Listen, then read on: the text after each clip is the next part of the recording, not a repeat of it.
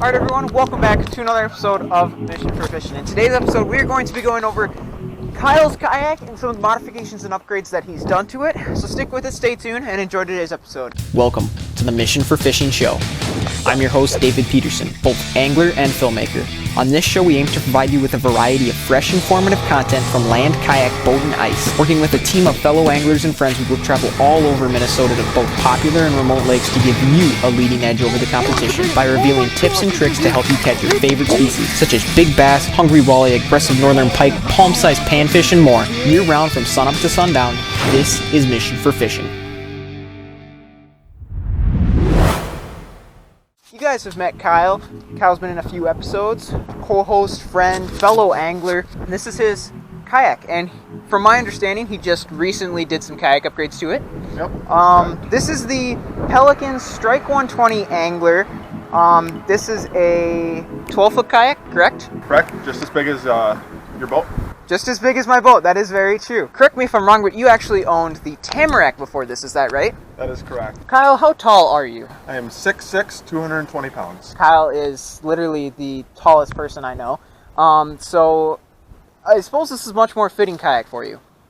It's much better. The other one I was cramped all the time and I couldn't hold all my gear. This is really a fitting kayak for me and I like it a lot. So I noticed you've done quite a bit to this kayak that wasn't already on it. So you want to give us a bit of a tour from bow to stern of the upgrades that you've done to this kayak so far? Yeah, for sure. Well, first off, this paddle, very flat, that came with the kayak. I hated it, so I just kind of went to Walmart. I picked up the Ozark Trail. This is what I had with my old kayak. It has a really good bend to it, and the hand holders are a lot nicer on it.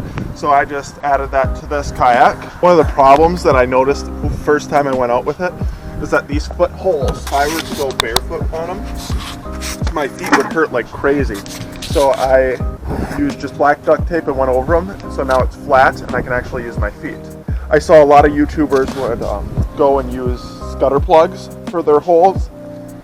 I didn't want to go that route, so I went the cheaper route. I used golf balls. I drilled a hole in the center of it, and then I used paracord, tied it through, and used a lighter just to burn it so it has a good hole on the side, so that water won't get into my kayak.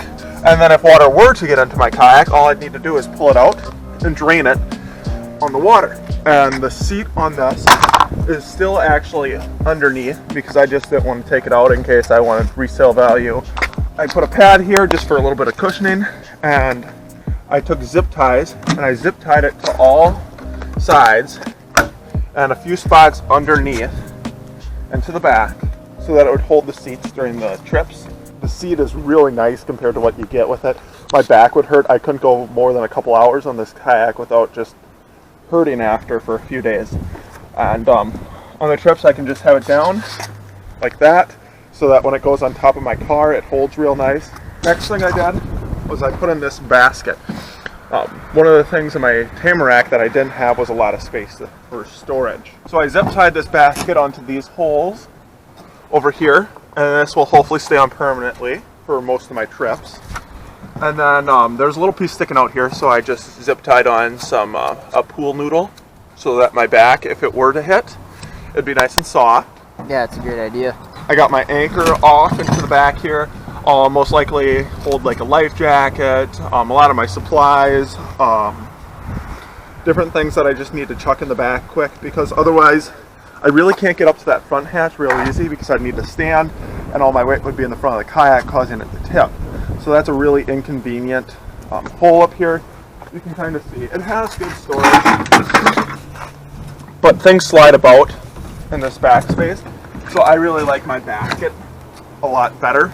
There's also a little hole for you to put things back here that I put my basket over that you can open up.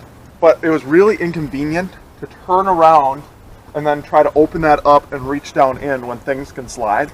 So I really like my basket method a lot better. Like David's kayak, I used a milk crate and I just chucked this back here. I got these cords on Amazon and I just attached it to these side pieces here, and then they clip onto my kayak. So if I were to tip, the basket would stay in place. Isaac had built me this anchor system for my old Tamarack kayak, and I decided that I was just going to chuck it on here. He used to have a nail system that it would lock into. You can check out that video if you'd like. Well, I didn't want to put in holes in this kayak just so I wouldn't ruin the resale value on it. So I just took a little chain here where I can take it off wherever I want and place it in different spots. Yeah, otherwise you could always run it through this anchor cleat that you got on here, or one of these hooks too. Exactly. Yeah, you got lots of room to change your point of anchor. Almost not even needing an anchor trolley at that point, because you can already change your point of anchor at so many different places. Pretty much anytime I'm out I can really do it. And then when I'm done with it, or I just need to set it, it just goes right in the basket. Otherwise, I don't think I've done too much to this kayak. I may plan to put some side storage over here, maybe for clippers or magnet for lures. I guess one thing that I forgot is I have a tool off to the side to get off fish or to cut line, different things.